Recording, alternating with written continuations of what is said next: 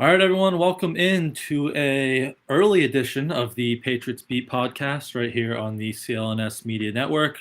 Brian Hines from Pat's Pulpit, joined as always by Alex Barth from 98.5 The Sports Hub. And we have our practice squad. We are 15-person practice squad the Patriots put together yesterday, so still one open spot. And we are going to break that down a little for you this Thursday morning. But before we get into that, there was some 53-man roster movement yesterday, and we need to discuss because Tyquan Thornton, for the second straight year, will be starting the season on IR. He made the 53, so he will be eligible to return after 4 weeks. It was a shoulder injury. It looked like that second practice in Green Bay. He hauled in a diving catch from Mac. Kind of landed hard on his shoulder, hasn't practiced since. So open spot on the 53. They kept 6 receivers, but no Tyquan again to start the year. Yeah, it's concerning because he's starting from behind again, and the clock's really starting to tick on him. And I think he got passed over by Demario Douglas. It's hard to say whether or not he got passed over Kayshon Boutte because he wasn't out there to see if Boutte was repping over him. But at this point, he has, because Boutte's going to be playing now. He won't be. He's going to have to come back in and catch up. So there's been a lot of talk about the 2022 draft class in recent days.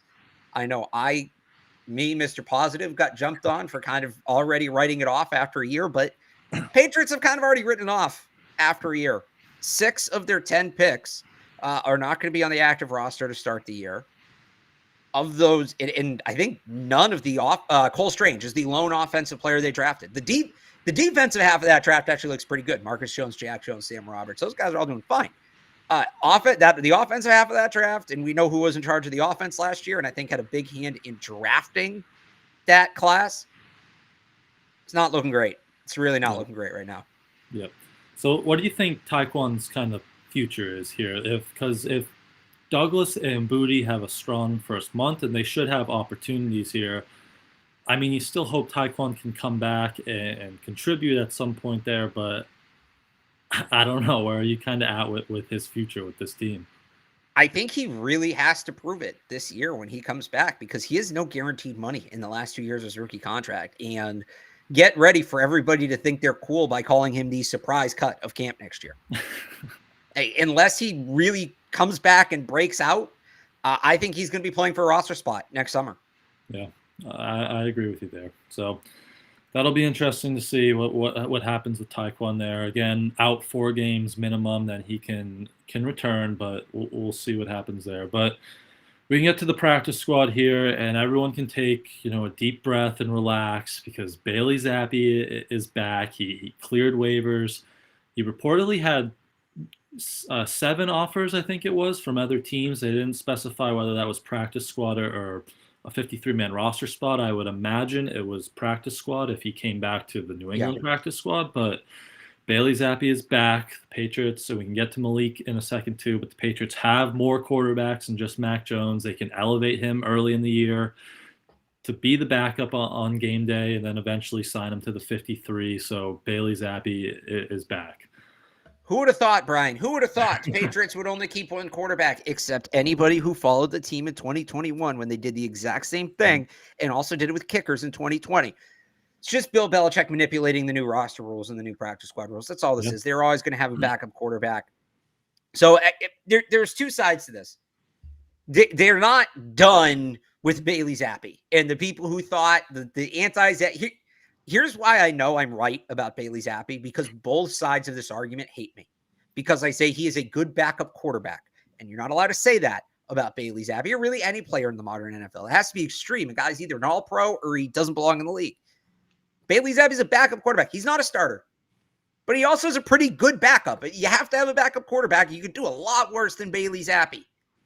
So the way I look at it, he's your backup. That's who he is. They were keeping him. They clearly were not done with him.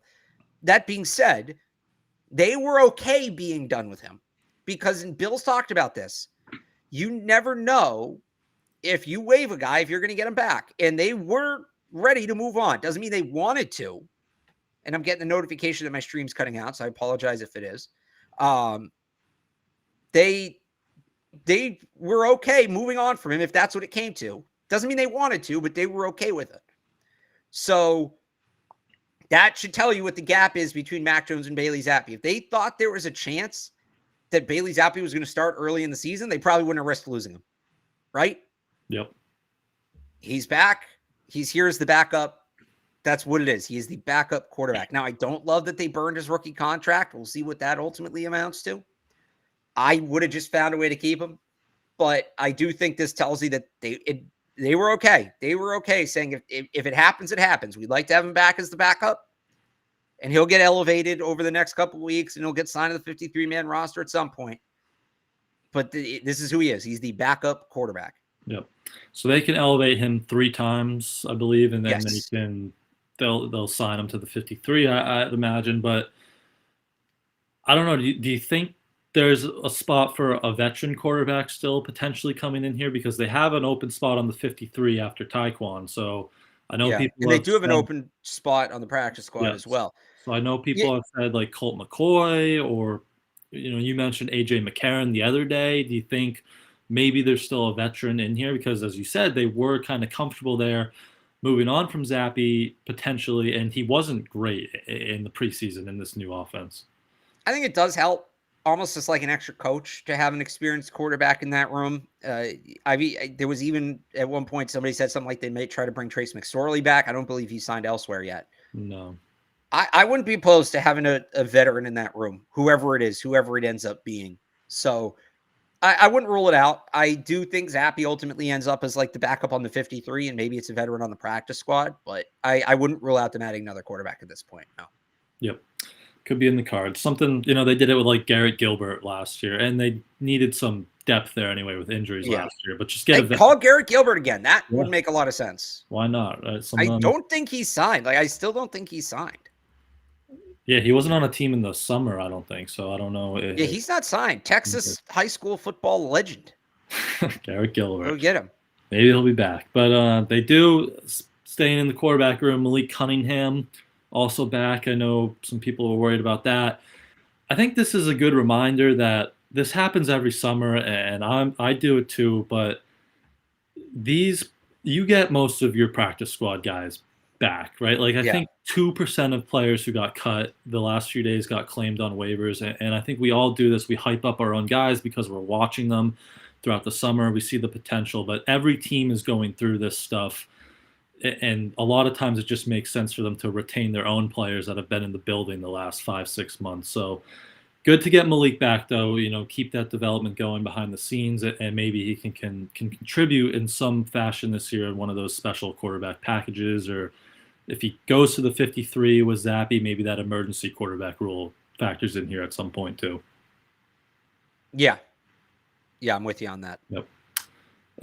Running backs, Ty Montgomery. I think we kind of expected him to stay around in some capacity. He was even joking yesterday when we asked him, "Are you on the practice squad or the active roster?" He was just like, "I don't really know. I'm just here and I'm practicing." But he's back on the practice squad now, and probably someone, with only Zeke and Ramondre on the active roster, you probably figure Montgomery might be an early candidate for being elevated there early in the season, and maybe eventually working his way onto the 53.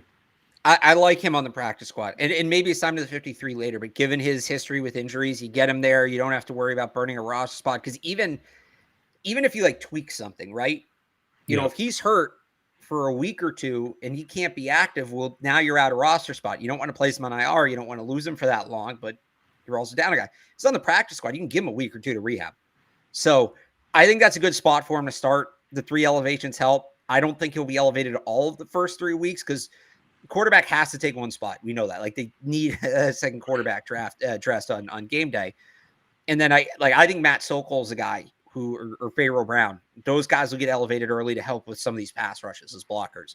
So you'll see Ty Montgomery mix in there, but they should be able to get through the first month or so keeping him on the practice squad. Then you gauge where he's at physically and you go from there. So it makes a lot of sense. I wish they could have gotten JJ Taylor back, because I thought he had a really good summer and he could have fit in that role. Sounds like he wants to go elsewhere. I would hope the door's still open if nothing materializes elsewhere, that he could still come back. But for now, it's Ty Montgomery in that role. Yep. So Taylor will be interesting, because I don't think he's gotten any. I don't know about he might have got interest that we just haven't heard about, but he's still out there. So the reports were he wanted a fresh start, but maybe that's not out there for him. So he does work his way Right. back to New England. And then another kind of expected Kevin Harris back in that running back room, second year in a row that they cut him at the deadline, roster cuts there, and he ends up on the practice squad. So maybe he factors into the equation somewhere. If maybe Mondre or Zeke go down, that's like an early down rusher. Right. He's redundant to what they have. So he's a guy you have, like you said, an emergency case of injury. I don't think he's a guy. He doesn't bring anything they don't currently have, if that makes sense. Yep. But is the practice squad, is it still 2 elevations per week, or did they change it to 3 this year? I believe it's still 2. So 3 is, it used to be you could only be elevated twice, each player. So now each player can be elevated one more time, but I don't think they're adding more players that can be elevated. Just 2 per week. So right. Yep. And then receiver, then we can get into tight ends. Direct Pitts stays around. He started making some plays at the end of camp, sneakily. And then he had that one play against Tennessee, where he took that slant like 20 yards. But that was another one we kind of thought was expected. You knew they'd keep probably one receiver there with Trey Nixon going to IR. That Direct Pitts, that spot was his. Yeah, that makes, again, and you needed kind of another big body wide receiver for the scout team and stuff like that. He had a good close to camp. I don't know that he's here without that. I wonder if they go out and get somebody else. So I thought that was a good for him for kind of, there's a couple guys that worked their way on late and you're happy for him. Yep. And then tight end, you mentioned Matt Sokol, another guy maybe early in camp, he looked like he might have been making a push for the 53 spot there, but a guy, you and I always thought you could just get to the practice squad and elevate when needed, with just Henry and Gesicki making the 53. And then their one external candidate on the practice squad was Pharaoh Brown. Big body tight end, like 6'5", 240, 245. He's like closer to 260. Yeah, so he's a big guy. He's played under Bill O'Brien before in Houston, so probably one of those like run blocking type bodies that you're looking for in that room, with Henry and Gesicki not being great in that factor of the game. Yeah, he's 258. So he's a guy, I think, when you burn up Matt Sokol's elevations, you still need a blocking tight end. Sokol probably goes first because he's been here. He's been on the team. He knows the playbook. But when Pharaoh Brown gets more comfortable, he becomes the next guy that you can elevate as that blocking tight end. So they got 6 games covered there between those two. That's not bad. And at that point, you'll have a much better idea of how you want to handle that position. Yep.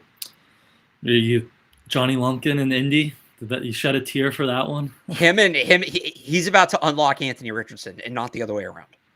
That could be the secret. Him and Anthony Richardson are going to be the new Brady and Gronk. Just watch. I hope people know that I'm kidding. Just wait till they do that. What was that Cam Newton play against Seattle where it was like the fake power run and then they like lofted it to the jump pass, the Tim Tebow jump pass. Yeah, that'll be the Johnny Lumpkin. No, honestly, that's for a team that's going to run the ball a lot, especially with the quarterback. Johnny Lumpkin makes a lot of sense there. I wouldn't be surprised if he gets into some games there. Yep. Now they just need Jonathan Taylor back and my fantasy team. But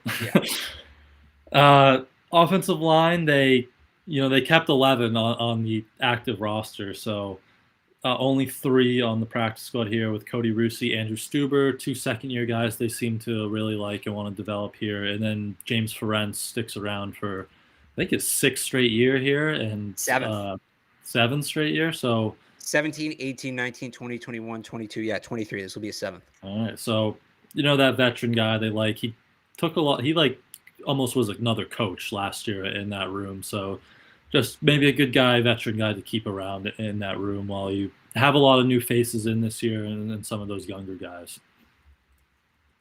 Yeah, Ferentz was never going anywhere. Obviously, they like him. They like Cody Rusey. I think that they might play, if you see injuries on the offensive line, they might play over some guys they kept. You're going to see those 2 guys play in games this year. Yeah, I wouldn't I'd trust Rusey almost over some of those like Jake Andrews and Mafi had an all right summer. Mafi's the one rookie. I'm like, if he needs to play, I'm good with that. Mm-hmm. And then we'll see with City. So that's a different question on the tackle spot. But also the offensive line, maybe one of the biggest surprises is Bill Murray's gone.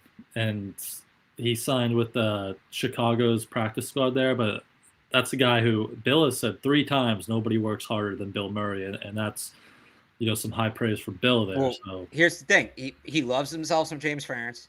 He loves him Cody Russi. He loves Bill Murray. Maybe he really loves Andrew Stuber. They needed a tackle, I guess, but the interior guys, those are his guys. It's a little bit of a Sophie's choice for him there. It had to be. It was tough, number crunch. And then Jason Hines, my guy, signed it in Miami, so he's gone. He's gone 2 out of that offensive line group, but just 3 on the practice squad. Lots of bodies on the active roster. We'll see how that kind of shakes out. And then, should we hear from our friends at Fanduel first before we jump over to the defensive side of the practice squad? Let's do that. Where is it? Here it is. Get ready for the NFL season with incredible offers from Fanduel, America's #1 sportsbook. Right now, new customers can bet $5 and get $200 in bonus bets. Guaranteed. That's guaranteed. Plus, all customers who bet $5 will get $100 off NFL Sunday Ticket from YouTube and YouTube TV. Now is the best time to join Fanduel. It absolutely is. The app is easy to use, and you can be on everything from spreads to player props and more. So visit FanDuel.com/Boston. Kick off the NFL season with an offer you won't want to miss. FanDuel, official partner of the NFL.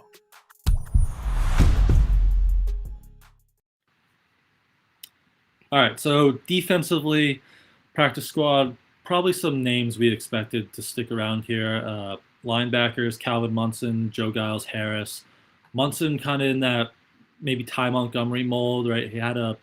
Munson had a good summer, really good last preseason game, but vested vet, you can cut him, get him right back, and then maybe, you elevate him at some point here, work on the kicking game and have a role, or maybe he's even a candidate for that last 53-man roster spot that's now opened.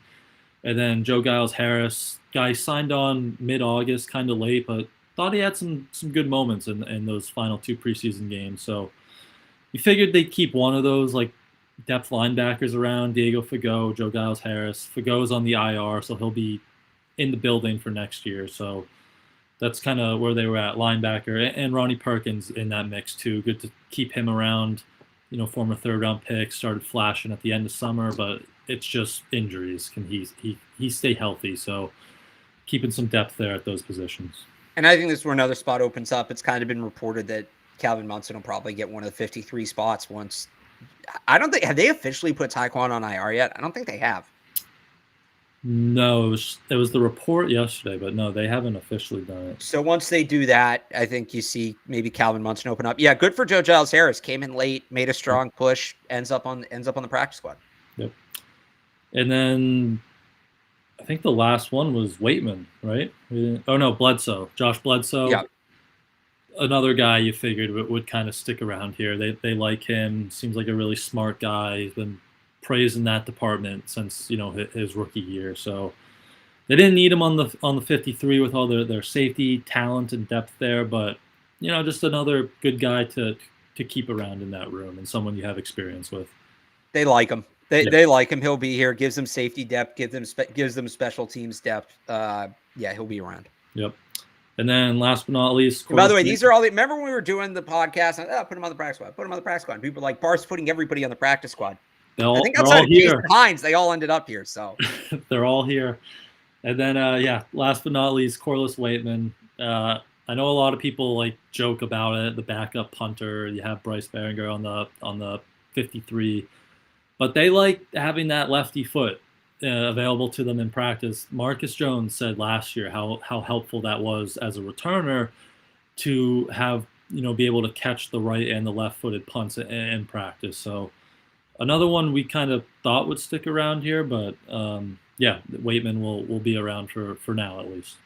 Yeah, again, makes sense. Kind of saw that one coming, and that way, if something does happen with Behringer, Brown, I know you don't want to think about it, but if he does start to struggle again, you already have a guy in the building. You can just swap in there. Yeah. And he wasn't bad this summer. I thought he had a pretty good summer. It was just he kept it close. Yeah, it was just 6th-round pick, rookie, and has a monster leg. It was facing an uphill battle for Waitman there, but he wasn't bad. So that's the 15-man practice squad. They still have one open spot. I don't know I know like Jeremiah Farms was reported to maybe join that crew. It would make sense. Yeah. They need another nose tackle. They don't have any nose tackles behind Devon Godshaw, so he would kind of fill that spot. Yep. That's where I would kind of think that last spot goes to. And again, they might open up some more, but any other positions you're kind of looking at there? I know we talked about quarterback, but anything else on that practice squad? Again, just adding a defensive lineman. I think that's kind of the big external addition at this point. Once they do that, I feel like they got a pretty complete group. I don't think there's anywhere they don't have enough depth. Yep. So, and we'll see JJ Taylor, maybe how that market shakes out. So we'll see with that practice squad. And we should mention it too with the 53. Riley Reef was another candidate for the IR. He hasn't been reported or officially been put on IR either, but he hasn't been practicing since that Tennessee game. So that's another roster spot that could potentially open up here. We'll see what happens there, but that's pretty much it from the practice squad department for now, at least. So that's your group. That's your practice squad group. That's the crew. So should we do a few minutes of questions, or? We can take some questions, and then I do want to get a college football minute in at the end. Any interest in Jalen Reagor? Not really. No, yeah. You already have Tyquan Thornton. Yeah. That's kind of where I'm at on that. Any interest in Kareem Hunt? Not really. I don't think they have. They're going to have to pay him, right? Like I think there was a report yesterday that he has 4 offers that he's looking over, so that means he doesn't like any of them. So you're going to have to get into a bidding war there, and I don't know. Also, he's not going to play over Zeke and Ramondre. So yeah, you're talking. They have enough. They need depth running backs. So you don't need another guy at the top of the depth chart because you want Ramondre play. Like I know I'm the person who's been like, hey, play Ramondre less, play him less, but still play him. Like it doesn't mean don't play him a lot. He should still play a lot. So. Look, if he wants to come here and be the third running back and play like 10 offensive snaps a game and play on teams, sure. That's not what he's looking for, and that's not what they're looking for. No. What's your Pop Douglas? Ooh, that's a good number. So was it Schrager, Peter Schrager on the NFL Network yesterday? Put him on. He does like 10 breakout candidates, and Pop Douglas was on there, so he's breaking out over 45. I mean, that would obviously be breaking out over 45. But that's like 2.5 catches a game. It's actually not that. It seems like a lot. It's not that much. I'll take the over, not by much. If you gave me 50, I'd struggle. I'll take the over, but I wouldn't put a lot on it. Yeah. 45. Somebody said just bring Brian Hoyer back and get it over with. He's under contract with the Raiders, so he's not. Unless you're going to trade for Brian Hoyer, which. They're not going to. I would be shocked. He's not coming back. They cut him when he was under contract. Yeah, they had him. They could have kept him. What else? We got any other questions here? How many we kind of just talked about the expectations for Pop Douglas. Kayshon Boutte, 45 over under 2.5 catches a game. I'd go under for him. I feel. I'm going to go under because with Douglas, especially with Thornton on IR now, like it's pretty clear there's a role for him. He's going to play. Kayshon Boutte's he's only going to, again with the freaking camera. There we go. He's only going to play if guys get hurt. Yep. So he's more of a project player. Talk to me about Kayshon Boutte next year. I think the numbers get bigger when Kendrick Bourne's contract is up and we'll see if Tyquan's here and, the only 2 veterans they really have under concrete contract next year are Juju and Parker. So that's your slot and your X. So Kayshon Boutte kind of logically is the Z. Trade for Jarrett Stidham? No, they already have Bailey's happy.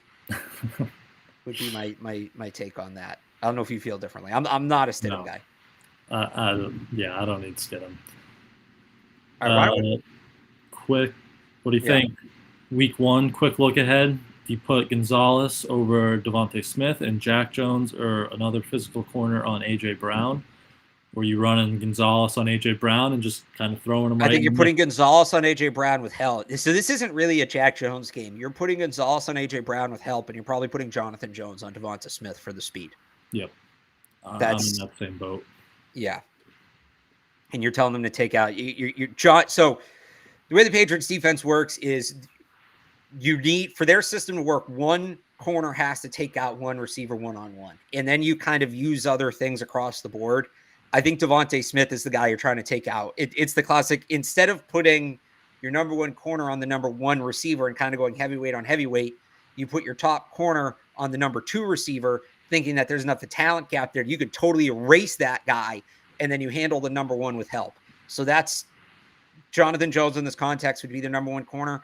He's a better matchup on Devontae Smith, again, because of the foot speed. And then it's Gonzalez and Jack Jones probably rotating on A.J. Brown with help over the top from Jalen Mills or Jabril Peppers. Yep. Do you expect a lot of a zone defense, though, because of that Philly run game? I expect it, but I hope that they don't. You're talking about for that game. For the season, no. Yeah. For that game, that should be one of their higher zone games, higher zone rate games of the year. I would say that. I forgot where he was talking, but someone asked Devin McCourty that question, and he said, "Yeah, I expect a lot of zone in that opening game just because of that Philly run game." So that makes sense. I thought you were talking about for the season. Oh no, they're a man. Gonzalez has been much better in man than zone. That's like his few struggles throughout the preseason have come in zone, and he had some issues there at college too. So they're a man team. Thoughts on Sam Roberts? Good for him. Late push, made the roster. I don't know how much he'll play, but he's here. He's on the team. Yeah, that's like there's so much depth and talent on that D line. It might be tough for him to get snaps, but he had a really good preseason. So that's like you talk about Booty, like maybe when Lawrence Guy next year, is he going to still be here? And some of those guys, maybe Roberts has an elevated role next year. But yeah, keeping him around, working with Covington and Joe Kim on the defensive line will be intriguing player to watch in the future, though. Do we think Christian Gonzalez can have a Sauce-like impact? Sauce Gardner from the Jets. Here, I have a developing take. This isn't so much about Sauce. He's kind of the guy that made me realize this. This isn't a total knock on him. I know it's going to come across that way. The cover three, whatever it is, whatever that Seattle defense is technically called, I forget. The Seattle cover three. It's like Mabel or something, right? I think so, yeah. The Seattle cover three is to cornerbacks what the Shanahan offense is to quarterbacks. That defense is designed to make things as easy as possible on the cornerback, and where things are really happening are elsewhere in the formation. It's tasking the linebackers a lot more. It's tasking the defensive ends a lot more. It's tasking the safeties a ton. As a corner in that defense, you're playing on one side. You're playing zone. Everything is in front of you. You are just sitting back there reading and reacting to one player. There's not a ton of reads. It's really just physical ability. Can you be bigger, faster, stronger than the guy opposite for you? There's nothing wrong with that because it works. Clearly works. Made Richard Sherman. It's making Sauce Gardner. A lot of corners have succeeded in that scheme. But I do think it is something like that Shanahan thing where you should be good in it. It's designed to make you look good. There's not a lot of heavy lifting there. So can Gonzalez have an impact on the Patriots like Sauce had on the Jets last year? Yes, but the Patriots defense is the opposite of that. The Patriots defense puts a ton of weight on the cornerbacks, especially that number one boundary corner.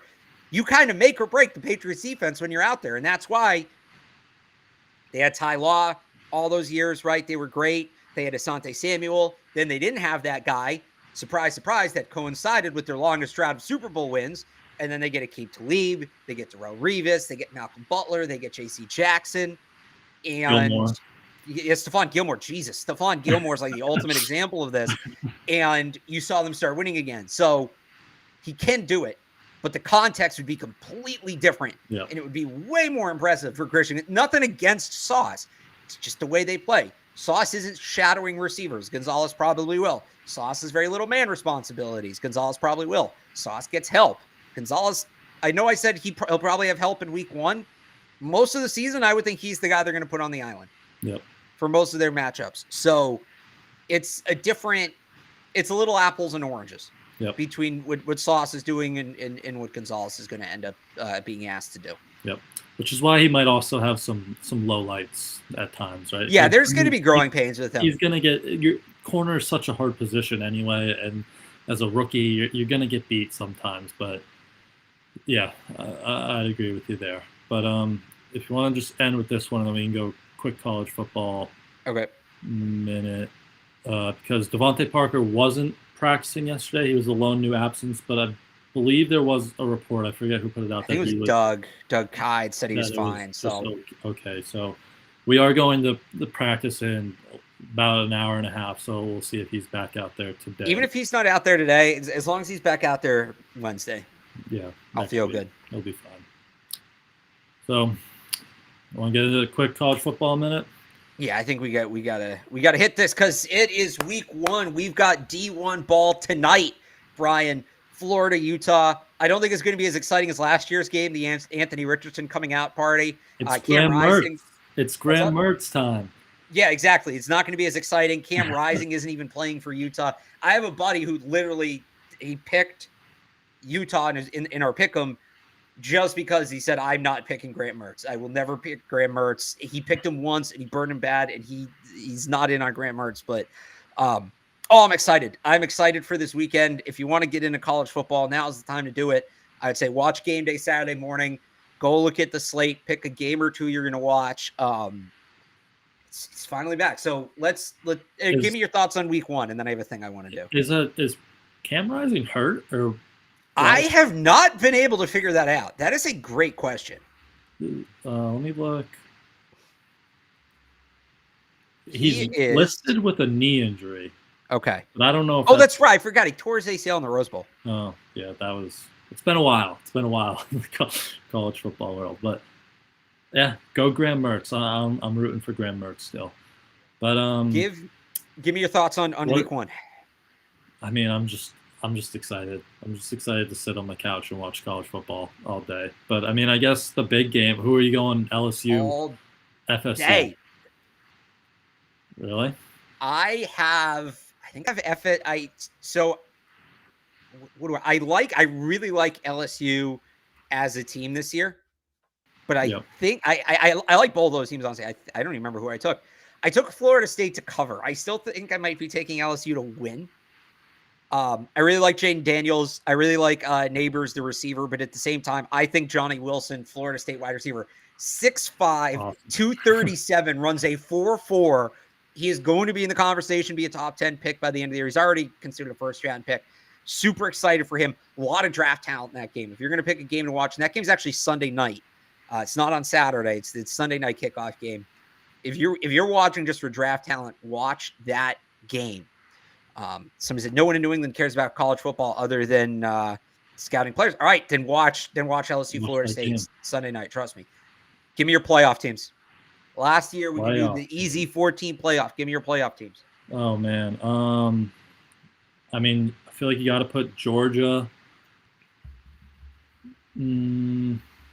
I'll go Georgia, Michigan. Bama will be 4. Okay. Even though who knows who's playing quarterback there, but I mean, they'll figure it out. And then I don't know. I guess it's pretty chalk, but I guess USC at this point. All right. I don't like that though. That's so chalk. Great, run through it again. Georgia, Michigan, USC, and Bama. That's Bama. So chalk. All right. I'm gonna get a dark. But isn't it usually chalk outside of TCU last year? And that should have been USC probably. Yeah. I had USC. We did this last year. Mike thought I was nuts for picking USC because Caleb Williams wasn't Caleb Williams yet, but I loved him at Oklahoma. Yeah. I am going to go. It's going to be a lot of overlap from last year. I think Alabama figures out the quarterback situation. Man, I'm worried. And I'm an Alabama guy, but I'm worried. I'm torn between them or Texas from the SEC. I think the SEC only gets one, or them or Georgia from the SEC. I only think the SEC gets one team this year. Okay. I'm going to say Georgia for now. Georgia, Ohio State. They got too much talent not to get ahead. Yeah. USC, in Texas. Texas? I like Texas. I picked Texas last year, and Quinn Ewers got hurt, and it blew up my spot. Yeah. They've got Ewers. They've got Xavier Worthy. They've got a ton of other wide receivers whose names I'm blanking on. They've got talent on the D. That is a talented team. I think Texas wins the Big 12 and gets in. Yeah. Nobody's making it from the Pac-12 this year. Like the Pac-12, from the ACC this year. Down year for Clemson. Yeah. Like I said, I like Florida State. I don't love Florida State to that extent. They have a lot of talent as well. They'll be in the mix there late, but Florida State would be like my fifth team or sixth team, I guess, because I said I'm between. That's my top six. My top six in whatever order is Georgia, Alabama, USC, Texas, Florida State, Ohio State. Think Oregon could sneak in there. No, I don't believe in Bo Nix. Because Bo Nix is going to have to win a big game, which he very famously does not do. Not going to. Yeah. Yeah, I like Texas too. Next week already, Texas at Alabama. That's gonna be unreal. So college football, it's so back. We're so bad. So bad. We're so back. Nick Trigg put out the graphic yesterday with the schedule. And I'm like, great. Here we go, baby. We're with gas now. Starting tonight. 5 days in a row, Brian, of college ball. Really 6. It was it wasn't very watchable. Jackson State played South Carolina State last night, and it was like 30-0 in like the first minute of the third quarter. And I was like, and there's no more Coach Prime. I watched Jackson State a good amount last year. I like Shadur Sanders, liked watching him, like Coach Prime. Yeah, I don't know.